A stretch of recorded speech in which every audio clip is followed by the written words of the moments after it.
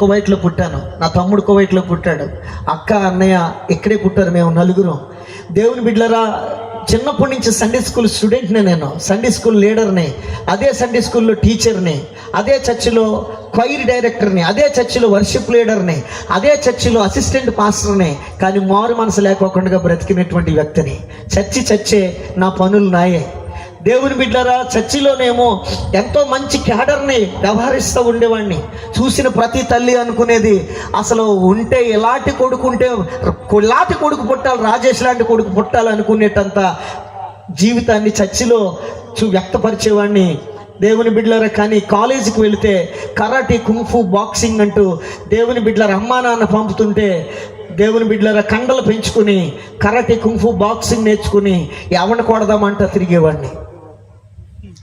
దేవుని బిడ్డలారా, ఇప్పుడు పొట్ట పెరిగిపోయి ఫ్యామిలీ ప్యాక్ అయిపోయింది. కానీ ఒకానొక దినాన చాలా బలంగా అదరబలిసిన దొన్నలాగా, ఎందుకంటే అమ్మా నాన్న పంపుతుంటే, కష్టపడి వాళ్ళు బానిసలుగా ఉండి పంపుతుంటే తిని కూర్చుని జిమ్ములో పెంచిన కండలు కదా.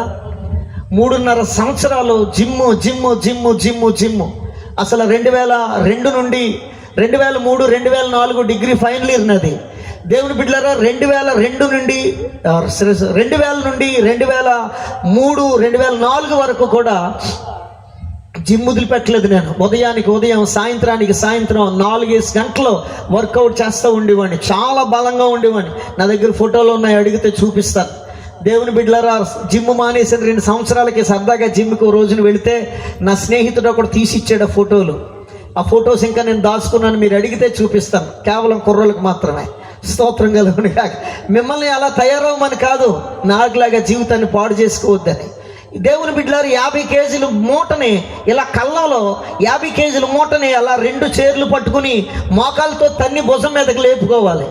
బాడీకి ఇలాగ బోరకి ఇలా ఆనుకుని లేపుకోవటం కాదు, ఇలా లెగ తీసుకో అమంతగా తన్నితే మోకాలతో ఆ చేర్లు పట్టుకు 2 పక్కల సింగిల్ పట్టుకుని తన్నితే భుజాల మీదకి లేచిపోవాలి. అలా పందేలు కట్టి ఆడేవాడిని. కానీ ఆ కండలేమి 10 సంవత్సరాలు కూడా ఉండలేదు. ఏది శాశ్వతం కాదు. దేవుని బిడ్డలారా, కుంఫు నేర్చుకున్నాను. ఎవరిని కొడతాను సంసారంలో? భార్యని పెంచడానికి ఉపయోగపడుతుందా? బెడ్లకు కూడెట్టడానికి ఉపయోగపడుతుందా? ఏమీ ఉపయోగం లేదు. బాక్సింగ్ నేర్చుకుని, కరాటే నేర్చుకున్నాను. ఎవరిని కొట్టడానికి పని కట్టుకుని, ఎవరితోటి ఏ యుద్ధాలు పెట్టుకుని అది పోరాటం, అది బతుకా నాకు? అది నాకు జీవితం ఇస్తుందా? అది నా కుటుంబాన్ని పోషిస్తుందా? దేవుని బిడ్డలారా, ఏమీ చేయదు. కానీ ఆనాడు నా చిన్నతనంలో బ్రూస్లీ, లేకపోతే జెట్లీ, జాకీ చాన్, ఆర్నాల్డ్ శ్వార్జ్నెగర్ ఇలాంటి సినిమాల ప్రభావం అంతా మీద పడిపోయి, దేవుని బిడ్డలారా అది చెయ్యాలి, ఇది చెయ్యాలని అమ్మా నాన్న పంపుతున్నటువంటి కష్టార్జితాన్ని వ్యర్థంగా పాడు చేసినటువంటి వ్యక్తిని నేను. 2005లో వివాహం చేశారు. నీ బతుకు నువ్వు బతకరా అని వదిలేశా. ఎందుకంటే మనుషుల్ని మోసం చేయొచ్చు, కానీ మోసపోకుడి దేవుడు విక్రయింపబడని నా దేవుని మోసం చేస్తూ బ్రతికాను కదా నేను. చర్చిలో ఒకలాగా, లోకంలో ఒకలాగా జీవించాను కదా నేను. దేవుని బిడ్డలారా, ఏం చేశారంటే ఇక నాతోటి పడలేక మా అమ్మ నాన్న, మా అన్నయ్య కంటే ముందు నాకు పెళ్లి చేసేసి, ఆడు గల్ఫ్లో ఉన్నాడు. 11 సంవత్సరాలకు వచ్చాడు ఏకదాటిగా కష్టపడతా అమ్మ నాన్న దగ్గర. నాకు పెళ్లి చేసేసి ఇంక ఈడు మాట వినేటట్లు లేడని చెప్పేసి పెళ్లి చేసేసి నీ బతుకు నువ్వు బతకరా అని వదిలేశారు. అప్పుడు దాకా అమ్మా నాన్న పంపుతుంటే కూర్చుని తిన్నా నేను. దేవుని బిడ్డలారా, ఒక్కసారి అమ్మా నాన్న వదిలేస్తే ఎలా బతకాలో అర్థం కాక, వాళ్ళ మీద ఏమైనా సరే పోటీగా బతకాలని దేవుని బిడ్డలారా గొడ్డలి, రంపం, పగ్గం, గొడ్డలి, ఆ డొక్కు సైకిల్ కట్టుకుని చెట్లు కొట్టుకోవటానికి వీధులంటే తిరగటం మొదలుపెట్టాను. ఒక సంగతి ఏంటంటే, అమ్మా నాన్న వదిలేస్తే బతకొచ్చు, కానీ దేవునికి కోపం రప్పిస్తే మనం బతకలేం. అమ్మ నాన్న ఈ లోకంలో ఎంతమంది వదిలేసి మనల్ని వంటరోలు చేసేసినా బతకొచ్చు, కానీ నువ్వు నీ దేవునికి దూరం అయిపోతే బ్రతకలేవు. నేను చేసింది అదే. దేవుని బిడ్డలు, వ్యభిచారణ క్షమిస్తాడు కానీ వేషధారిని క్షమించనన్న దేవుడు ఇక్కడ ఒకలాగా, లోకంలో ఒకలాగా జీవించే నా జీవనాన్ని చూశాడు. ఆయన నన్ను చెయ్యి విడిచిపెట్టాడు, కానీ నా మీద నుండి ఆయన దృష్టి మాత్రం మళ్లించలేదు. ఆమేన్, హల్లెలూయా. ఒకవేళ ఆ చెయ్యి విడిచిపెట్టకపోతే, ఆ శోధనలో ఆ నలగొట్టబడలేకపోతును. ఆయన నన్ను చూస్తూ ఉండకపోతే, ఆయన చల్లని చూపు నా మీద లేకపోతే ఈరోజు ఎక్కడ నిలిచి ఉండేవాడిని కాదు. ఆమేన్, హల్లెలూయా.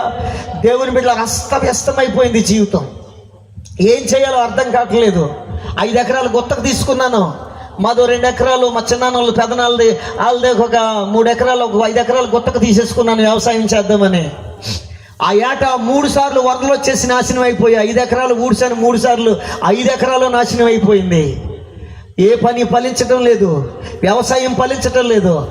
ఇలా కాదు, 5 ఎకరాలు గుత్తకు తీసుకున్నాను కదా అని ఈ గుత్తకు తీసుకున్నప్పుడే నా భార్య పుస్తులు తాకట్టు పెట్టి తరిపి గేదెల్ని ఒక 5 పాడి గేదెలు కొనేసాను, పాల డైరీ పెట్టేద్దామని. నా ఉద్దేశం ఏంటంటే ఒక 1/2 ఎకరం కోసేసి ఇట్లకి మేపేస్తే పాలు బోళ్ళకి సమృద్ధి పాలు ఇస్తాయి, గడ్డికి ఎక్కడికి తడుముకోవాల్సిన పని లేదు, 4 ఎకరాలన్నర మనకి వ్యవసాయం వచ్చే బోళ్ళంత పంట వచ్చేస్తుందనే కసి పట్టుదల. అప్పుడు దాకా అమ్మా నాన్న పంపుతుంటే కూర్చుని తిన్నా నేను. ఒక్కసారిగా వ్యవసాయం ఏం తెలుస్తుంది? ఏదో మా తాత కూడా గట్టుకెళ్ళి సగదా కూర్చుని కనుక వ్యవసాయం మొదలెట్టేశాను. 3 సార్లు వరదలు వచ్చేసి వ్యవసాయం అంతా నాశనం అయిపోయింది. మింగటానికి మెతుకులు లేవంటే మీసాలకు సంపంగ నూనెని అట్లకేం పెట్టను, గేదెలకి అట్లకి పెట్టడానికి నా దగ్గర ఏం లేవు. నా భార్యకి మేము ముద్దెట్టడానికే కష్టకాలంలో ఉన్నది నా పరిస్థితి. ఆ దినాల్లో అంత శ్రమల మధ్య నలిగిపోతున్నాను.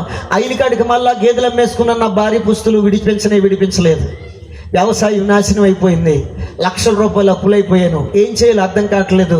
అందరూ అన్నారు, ఒరే నీ కడుపునో కాయ పండు కాస్త అందరూ కలుస్తారు లేరా, ధైర్యంగా ఉండరా అనేవారు. కాయ పండు అంటే చెట్టుని అనుకున్నారు. ఓ కొడుకో కూతురో పుడితే అందరూ కలుస్తారు లేరా అనేవారు. నా భార్యకి 3 సార్లు అబార్షన్స్ అయిపోయాయి. 4వ నెలని, 5వ నెలని, 3వ నెలని, 9 నెలలు నిండిన తర్వాత కడుపులో పాప చనిపోయింది. B నెగిటివ్ బ్లడ్ గ్రూపు 4%కి వచ్చేసింది. తను బతకటం కష్టమని చెప్పేశారు డాక్టర్లో. గర్భం బాగా నలిగిపోయింది. B నెగిటివ్ బ్లడ్ గ్రూపు 100లో 1%కో 2%కో ఉంటుంది. అది దొరకాలంటే కష్టం. 4% వచ్చేసింది. గర్భం అంతా నలిగిపోయింది. నీ భార్యని బతికించుకోవడానికి చూడు తప్ప పిల్లల కోసం చూడొద్దని చెప్పేశారు డాక్టర్. 3 నర్సాపురం కళ్యాణమ్మ గారు, మలికిపురం ఆయన జానకి రామయ్య గారు, రాజోలు గైనకాలజిస్ట్ మోకా ప్రసాదరావు గారు, 3 డాక్టర్లు చెప్పేశారు ఇంకా నీకు పిల్లలు పుట్టరని చెప్పేసి, నీ భార్యని బతికించుకోవటానికి చూడు అని చెప్పేసి. దేవుని బిడ్డలారా ఏడుస్తూ ఉన్నాను. ఈ భయంకరమైన పరిస్థితుల మధ్యన నేను చేసిన ఒక మంచి పని ఉందండి. ఈ భయంకరమైన పరిస్థితుల మధ్య నేను చేసిన ఒక మంచి పని ఏంటో తెలుసా? నా దేవుని తట్టు చూడటం. ఆమేన్, హల్లెలూయా. నా దేవుని తట్టు చూడటం. జోసఫ్ కిషోర్ గారు అని ఒక ఆయన వాక్యం చెప్తున్నాడు. ఇదిగో పక్షిరాజు యవ్వనము క్రొత్త తాగుచున్నట్లు మేలుతోని హృదయాన్ని తృప్తిపరుస్తానని చెప్పి దేవుడు చెప్తున్నాడు. నీ పాత రోత కలిగిన బ్రతుకును యేసయ్యకి అప్పగించు, ఈ రాత్రి నిన్ను నూతన పరచబోతున్నాడు దేవుడు అని చెప్తున్నాడు. పక్షిరాజు యవ్వనము క్రొత్తదవుతుందా? ఎలా అవుతుంది అని ఆలోచించడం మొదలు పెట్టాను. పక్షిరాజు యవ్వనం ఎలా క్రొత్తదవుతుంది? 103వ కీర్తనలో రాయబడిన మాట ఇది. పక్షిరాజు యవ్వనం ఎలా క్రొత్తదవుతుందో తెలుసా? అది ఒక 15 సంవత్సరాలు అంటే పక్షి జాతి అంతట్లో ఎక్కువ కాలం బతికేది పక్షిరాజు. మనకి కనిపించే టైం అయిపోయిందండి. ఎక్కువ కాలం బ్రతికేది పక్షిరాజు. అది గద్ద మనకు కనిపించే గిద్ది కాదు. ఇలా చాపితే ఒక 3 మీటర్ల వెడల్పు వచ్చేది. ఒక మేకను కూడా అవలీలగా పట్టుకుపోయే శక్తివంతమైనటువంటి పక్షి అన్నమాట అది. ఆ పక్షి దేవుని బిడ్డలారా అది ఏం చేస్తుందని తెలుసా? 10 సంవత్సరాలు పుట్టుకతోటి వచ్చిన ఏకలో గోళ్లతో ముక్కుతో పోరాడి ఏకలన్నీ ఇరిగిపోయి గాలికి పెనుగాలులకు అటు ఇటు మెల్లడిపోయి దెబ్బతినేసి గోళ్ళు ఎర్రను పట్టుకోవటానికి అననుకూలంగా మారిపోయి పట్టుకోలేని పరిస్థితులు వచ్చేసి ముక్కు కాస్త ఎర్రన్న చేల్చలేని బలహీనమైన పరిస్థితులు వచ్చేసినప్పుడు అది ఎత్తయినటువంటి కొండపీటల మీదకి ఎగిరిపోతుందంట. బలవంతాన ఎగిరిపోయి ఒక కొండ బీటలను ఆధారం చేసుకుని అక్కడికి వెళ్ళి ఏం చేస్తుందని తెలుసా? తన మొండి ముక్కుతో తన శరీరం మీద ఉన్నటువంటి ఏకలను లాగేసుకుంటుందట. చెల్లి, అన్నయ్య, అక్క, ఒక మాట అడుగుతాను, ఏకలు లాక్కుంటే సమ్మగుంటుందా?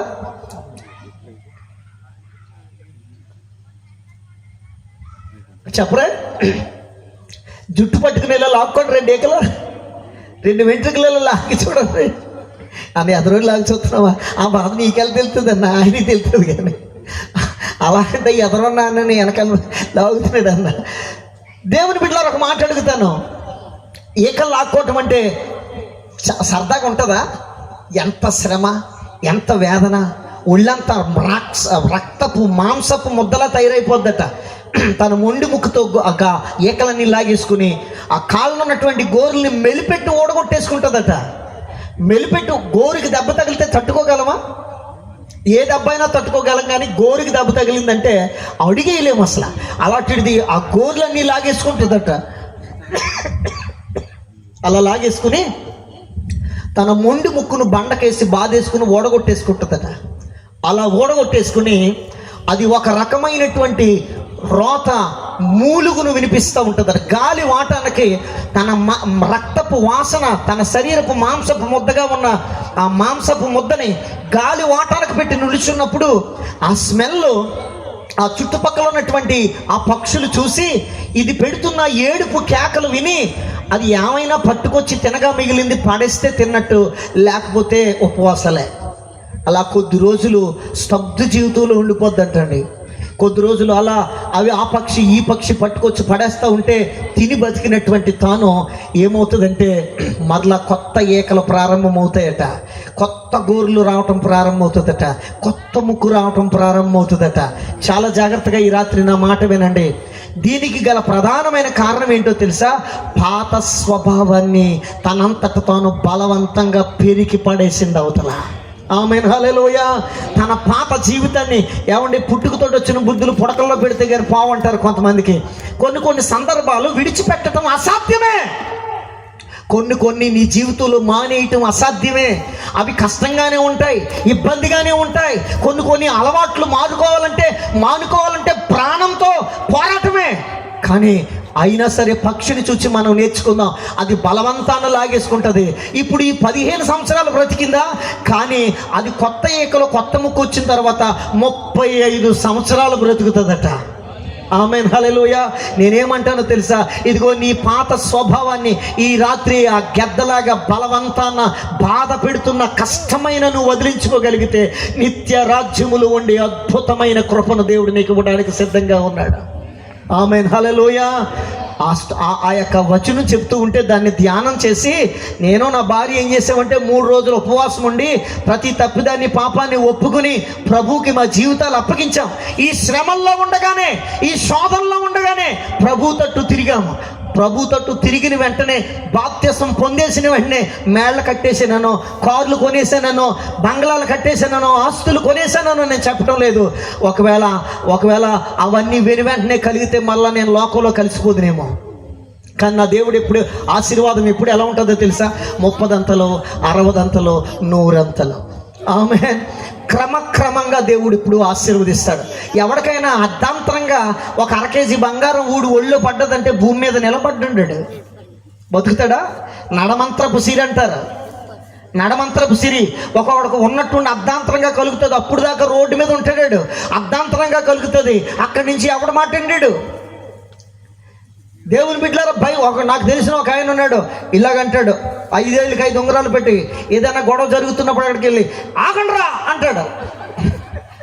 ఆగండ్రా అని ఎలాగనాలి? ఒరే ఆగండ్రా అనాలి. ఈయన అంటాడు, ఒరే ఆగండ్రా అంటూ ఉంటాడు. ఆడికి ఏంటంటే 4 ఉంగరాలు వచ్చినాయి బాయర్ కోయిటికి వెళ్ళి.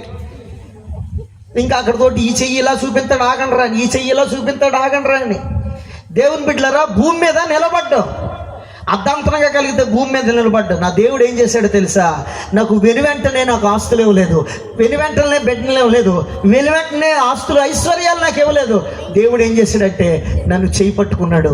చేయి పట్టుకుంటూ ప్రతి శ్రమలో నన్ను నలగొడుతూ ఉన్నప్పుడు నాలో ఉన్న పరిములన్నీ బయటికి తీయటం మొదలు పెట్టాడు. ఆమేన్, హల్లెలూయా. నేను ఒకటే అన్నాను, ప్రభువా, ఆ దైవజనుడు అన్నాడు, ఈ భూమి మీద ఎవరి ప్రేమ శాశ్వతం కాదు, నీ తల్లిదండ్రుల ప్రేమ కంటే కూడా ఉన్నతమైన ప్రేమ దేవుని ప్రేమ అని చెప్పాడు. ఆ ప్రేమకు నేను అనుకున్నాను, ప్రభువా, ఎవరి ప్రేమ లాంటి ప్రేమ కాదనేది. అయితే నేను ఎంత దరిద్రంలో, ఎంత దుర్మార్గంగా, ఎంత దారిద్ర్య రేఖకు దిగువనున్నటువంటి నా బ్రతుకుని నా తల్లి అన్నది ఒక రోజున ఫోన్ చేస్తే గల్ఫ్ నుంచి ఫోన్ ఎత్తాను. రే, నువ్వు చచ్చిపోయేవని తలకు స్నానం చేసి 1 రోజులైందిరా, ఇంకా నీ స్వరం నాకు ఎలా వినపడుతుంది, గెట్ అవుట్ అన్నది ఇంట్లో నుంచి. నా భార్యను తీసుకుని ఒక పాత పెట్టిలో బట్టలు పట్టుకున్నా, అలా చేలు మధ్యన ఉన్న ఒక బిల్డింగ్ ఎవరో కట్టేసి వదిలేస్తే 7 రోజులు వెళ్ళిపోయాను అక్కడికి, నన్ను చచ్చిపోదామని. ఈవేళ కాదు, రేపు కాదు, ఎల్లుండి కాదు అని ఆ దొడ్డేపున గోడ దూకేసి వెళ్ళిపోయి ఆ బిల్డింగ్ అక్కడ ఎవరు రారు, అక్కడ దెయ్యాలు కొంపది. ఆ అరుగు మీద పడుకున్నాం ఒక 7 రోజులు. చచ్చారా బతికారా అని ఆరా తీసినటువంటి దినాలు నా అన్న నన్ను ఆ మాట అన్నా నా తల్లి, మా తమ్ముడు అంటున్నాడు నేను బయటకు వచ్చేస్తాను ఏడుస్తా, అమ్మా అన్నయ్య పెట్టట్టుకుని వెళ్ళిపోతున్నాడు బయటకు వదిలి తీసుకుని, నువ్వెందుకు అన్నావు అంత మాట అన్ని రమ్మని చెప్పానంటే, పోతే పోనేరా నా కొడుకుని, ఇంకా 2 కొడుకులు ఉన్నారన్నది మా అమ్మ. మా అమ్మ మాటకి నాకు కోపం కలగలేదు ఇప్పటికీ. మా అమ్మ ఇప్పుడు మంచాన దేవుని బిడ్డలారా అలా అవసాన దశలో ఉంది. మా అమ్మకి ముడ్డు కడగటానికి కూడా నేను వెనకాడను. హల్లెలూయా. మా అమ్మకి అన్నం తినిపిస్తాం, మా అమ్మకి స్నానం చేపిస్తాం, మా అన్నయ్య కానీ నేను కానీ చాలా జాగ్రత్తగా చూసుకుంటాం. అవేమీ నాకు బాధ అనిపించలేదు, ఎందుకంటే నేను వాళ్ళకి కలిగించిన బాధలు అలాంటి. ఏ తల్లి తండ్రి కూడా ఎవరిని కూడా ఎప్పుడు మనసారా శపించడానికి ఇష్టపడరండి. మనం తల్లిదండ్రులను అపార్థం చేసుకుంటాం. అది నాకు తెలియటానికి నాకు 2 బిడ్డలు పుడితే తప్ప అర్థం కాలేదు. దేవుని బిడ్డలు అలాంటి భయంకరమైన పరిస్థితుల మధ్య దైవజనాంగం నలిగిపోయినటువంటి నన్ను ప్రభు ఏం చేశాడంటే అంచెలంచెలుగా క్షణక్షణం నలగొట్టి నాలో ఉన్న పరిమళాన్ని బయటకు తీస్తూ పైకి లేవనెత్తుకుంటూ వచ్చాడు. దేవుని బిడ్డల 3 డాక్టర్లు నీకు పిల్లలు పుట్టరురా అని చెప్తే నేను దేవుణ్ణి అడిగాను 2010లో, ప్రభువా తండ్రి నువ్వెంత గొప్పవాడువో నాకు తెలుసు. నా భార్యకి బిడ్డ కడుపులో చనిపోయి హాస్పిటల్లో ఉంది. నా ఫ్రెండ్ ఒకడు రాము అని అడిగి నేనంటే చాలా ప్రేమ, మేమిద్దరం క్లాస్మేట్స్, బెంచ్మేట్స్. ఆడు ఏం చేశాడంటే అప్పటికే బైబిల్ పట్టుకుని వాక్యం చెప్తున్నాను. అప్పటికే ఒక 3 సంవత్సరాల నుంచి పరిచర్యలో సువార్తకు బయటకు వచ్చేస్తున్నాను. అంతకుముందే సేవలో ఉన్న పరిపూర్ణంగా ఒక 2007 నుంచి సేవలోకి పని కట్టుకుని మనం బైబిల్ పట్టుకుని బయటకు వచ్చేస్తున్నాం. 2009లో బిడ్డ చనిపోయింది. బిడ్డ చనిపోయిన తర్వాత 3 డాక్టర్లు చెప్పారు ఇంక పిల్లలు పుట్టరని. వాడు నన్ను హాస్పిటల్లో చుట్టకు వచ్చి, నా భార్యను చుట్టకు వచ్చి నన్ను కాలర్ పట్టుకుని ఇలా గుండెల మీద పట్టుకుని ఇలాగ అంటున్నాడు, రే ఇంకోసారి బైబిల్ పట్టుకున్నా ఇంటికి వచ్చావంటే కనుక నీ బైబిల్ని నా చేతులతో చింపేయాల్సి వస్తుంది, ఈ కుంటుకాలతోటే నీ గుండెల మీద తన్నుతాను అన్నాడు. యారా అన్నాను. అడేమన్నాడు తెలుసా? ఏం చేశాడరా నీకు దేవుడు? యేసు ప్రభు దేవుడు అని చెప్పేసి ఊరంతా చాటం మొదలెట్టావు, ప్రతి అరుగెక్కి గొంతులేస్తున్నావు, ఏం చేశాడు నీకు యేసు ప్రభు అన్నాడు. నేను అన్నాను, ఒరే ఇంకా నాలోనే ఏదో లోపం ఉంటే తప్ప నా దేవుల్లో లోపం లేదురా అన్నాను ఏడుస్తూ. ఆడి చేతిలో నా కాలర్ ఉంది, నేను ఏడుస్తూ చెప్పిన మాట, నా దేవుల్లో ఇంకా లోపం లేదురా, నాలోనే ఇంకా ఏదో ఉండుంటది అన్నాను. దేవుని బిడ్డలారా నా చేతులతో అలా తోసిపడేసి హాస్పిటల్లో ఆ రూమ్ తలుపుని కుంటుకాలతో తన్నేసి వెళ్ళిపోయాడు. ఓ సంగతి చెప్పన, ఆడికి ఆడి భార్యకి కూడా నేనే బాప్తిస్మం ఇచ్చాను. ఆమేన్, హల్లెలూయా. ఆడికి వాడి భార్యకి కూడా నేనే బాప్తిస్మం ఇచ్చాను. దేవుడు అంత ఆశ్చర్యకరమైనటువంటి స్థితిలోనికి నడిపించాడు. దేవుని బిడ్డలారా అలాంటి దౌష్టికమైన పరిస్థితుల మధ్యన ప్రభువుని అడిగాను, ప్రభా నువ్వెంత శక్తిమంతుడువో నాకు తెలుసు, నువ్వెంత బలవంతుడువో నాకు తెలుసు, కానీ వీళ్ళకి రుజువులు కావాలి. నాకు నీ దగ్గర నుంచి రుజువులు అవసరం లేదు, నేను చెప్తున్నటువంటి మాట ఇది నిజం అని చెప్పడానికి నాకు ఒక సహాయం దయచే ప్రభు అని ప్రభు దగ్గర అడిగాను. 3 డాక్టర్లు అప్పటికే చెప్పేశారు. తిరిగి మరలా దేవుడు నాకు వాళ్ళెవళ్ళరా చెప్పేది, నేను కదా ఇచ్చేవాడిని, ఒక కుమార్తెని కొడుకుని ఇచ్చాడు. అదిగో నా కొడుకు ఇక్కడే ఉన్నాడు. ఆమేన్, హల్లెలూయా. నా కూతురు పేరు జ్ఞాపిక హదస్స. పొడవుగా ఉంటుంది, 10th పాస్ అయింది, 1st క్లాస్లో. కాకినాడ ఆదిత్య కాలేజీలో జాయిన్ చేశాను. ఈ సంవత్సరం వెళ్తుంది, June 4th నుంచి. ప్రార్థన చేయండి మీరంతా. నా కొడుకు ఇప్పుడు 9thలోకి వస్తున్నాడు. లేవి జోన్స్ ఆడు పాకుతుండగానే ప్యాడ్స్ వాయించడం మొదలు పెట్టేశాడు. నిజం, ములక్కాళ్ళు ఇంట్లో వండుకొని ఇచ్చేవాడు కాదు, ములక్కాళ్ళు పాకుతూ వెళ్ళి ఆ క్యారియర్ బ్యాగ్లోంచి తీసేసుకుని బాధేస్తూ ఉండేవాడు. ఈపుడు గట్లాగా అమ్మ బోళ్ళు మనకి గొడవ పెట్టేస్తూ ఉండేది. దేవుని బిడ్డలారా ఆడు బాధ చూడలేక ఒక చిన్న రాక్ స్టార్ ప్యాడ్ కొని ఇచ్చాను. దాన్ని కూడా ప్యాచలు పీకేసాడు కొట్టేసి. ఇది లాభం లేదని చెప్పేసి ఇంకా సేమ్ సెటప్ అలా ఒకటి SX ఒకటిని 30 ఒకటి తీసుకుని ఇచ్చాను. 3 మందిరాల్లో కీబోర్డిస్ట్ ఒక్క ఆయన్నే పిలుస్తాం మేము. దేవుని దయ వల్ల అన్న ఆడి ప్యాడ్స్ వాయించేస్తున్నాడు. స్తోత్రం కలుగునుగా. హల్లెలూయా. ఎంతో ఆయన తట్టు నేను తిరగడం మొదలు పెట్టాను. కొన్ని బలవంతాన నా జీవితంలో తెచ్చుకోవడం మొదలు పెట్టాను. ప్రభు తట్టు దేవుని బిడ్డలారా తిరిగి నన్ను దేవుడు వృధాగా విడిచిపెట్టలేదు. దేవుడు అంచెలంచెలుగా ఆశీర్వదించాడు. 3 సంఘాలకి కాపరిగా చేశాడు. 7 సార్లు చచ్చిపోదాం అనుకున్న నా జీవితాన్ని, చస్తే నా సమాధి మీద పిచ్చి మొక్కలు మొలిసిపోవలసిన నా జీవితాన్ని, నా తల్లి కూడా నా కడుపున 4 కొడుకుల్లో రాజేష్ అనే వాడు పుట్టాడు అన్న సంగతి మర్చిపోయి ఉండేదేమో నేటికి. దేవుని బిడ్డలారా 7 సార్లు చచ్చిపోవలసిన నన్ను ఈరోజు నా 100 మందికి 1000 మందికి ఎలా బ్రతకాలో నేర్పించే స్థాయిలోనికి నడిపించాడు. దేశ దేశాలు దాటిస్తున్నాడు, రాష్ట్ర రాష్ట్రాలు ఊరేగిస్తున్నాడు. ఏమని చెప్పాలండి నా ప్రభు ప్రేమని? ఒక మాటలో చెప్పాలంటే యేసన్ గారి పాటలో ఒక పాట ఉంటుంది, ఊరేగించుచున్నావు విజయోత్సవముతో యేసయ్య నీ కన్న తోడెవ్వరు లేరు ఈ ధరణిలో. ఊరేగించుచున్నావు విజయోత్సవముతో యేసయ్య నీ కన్న తోడెవ్వరు అన్న వదిలేను. టైం అయిపోయింది కాబట్టి నేను ముగించడానికి ప్రయత్నం చేస్తున్నాను. దేవుని బిడ్డలను చాలా జాగ్రత్తగా ఊరేగిస్తున్నాడండి. ఏమని చెప్పను? ఆయన తట్టు తిరిగిన నన్ను. ఈ రాత్రి చెప్తున్నాను, ఒకవేళ నీ జీవితంలో ఉన్న శ్రమలకు నీ చేతి పనులే కారణమేమో, ఆ వాటికి నువ్వే అయినా, ఇదిగో ఒకవేళ దేవుడు నిన్ను ఆయన తట్టు తిప్పుకోవడానికి చేసే ప్రయత్నం అయినా, ఈ రాత్రి సమాధానం ఒకటే, యేసే నీకు సమాధానం.